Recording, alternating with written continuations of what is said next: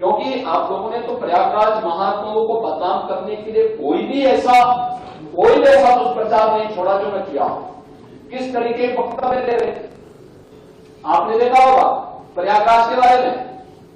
आप लोग एक दुष्प्रचार कर रहे थे, कितने लोग मर गए। आपका सोशल मीडिया हैंडल गोरखपुर और बस्ती मंडल का दे रहा था कि गोरखपुर बस्ती मंडल के 35 लोग मर गए। वे 35 के 35 लोग अपने घर प्रयागराज के छोटी गुरु वो बेचारे ये लोग दुष्प्रचार करते रहे तो मर गए और पता लगा कि जिस दिन ब्रह्म भोज रखा था उसी दिन छोटे गुरु अपने घर पहुंचे तो लोगों ने कहा कहां थे। उन्होंने कहा कहां था, मैं तो कुंभ में घूम रहा था। 12 दिन तक घूमते रहे। कहा कुंभ में? उसने कहा भाई क्या कुंभ तो हम लोग आयोजक हैं, हम लोग इस आयोजन के हिस्सेदार हैं।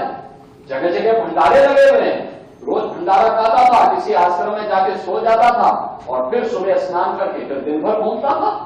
उस मॉडर्न वाले भी सर आगे क्या दिखा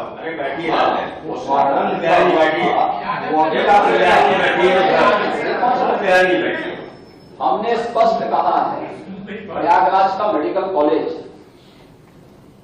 वो पूरे प्रयागराज जनपद का है। प्रयागराज में कुंभ क्षेत्र एक अस्थायी जनपद बनाया गया है और प्रयागराज जनपद अलग है। पूरी कमिश्नरी का प्रमुख मेडिकल कॉलेज है। कोई भी एक्सीडेंट होगा, कोई भी बीमार होगा, कोई भी व्यक्ति किसी अन्य नेचुरल डेथ के कारण जाएगा तो वो सारी डेड बॉडी आपके मेडिकल कॉलेज में पहुंचेगी। और इसीलिए हमने कहा ना जिसकी जैसी दृष्टि थी उसको वैसी सृष्टि नजर आएगी। और ठीक कहा, सोशल मीडिया हैंडल पे जो सज्जन इस पे टिप्पणी कर रहे थे कि गिद्धों को केवल भांसी नजर आ रही थी, उनको स्वच्छता नजर नहीं आ रही थी, उपचार हो रहे हैं नजर नहीं आ रहा था। वे केवल इस पे नजर लगाए थे कैसे बदनाम कर सके।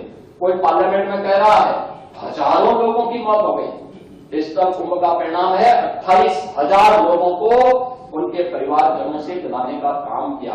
और आप लोग परेशान इस बात को लेकर के थे कि घर की पत्नी को वहां गुम करने के लिए लोग गए, लेकिन पता लगा कि वो फिर से डिस्टर्ब उन्होंने ढूंढ करके उनके परिवार वालों से दिला दिया। एक बार में 3 बार दिला दिया।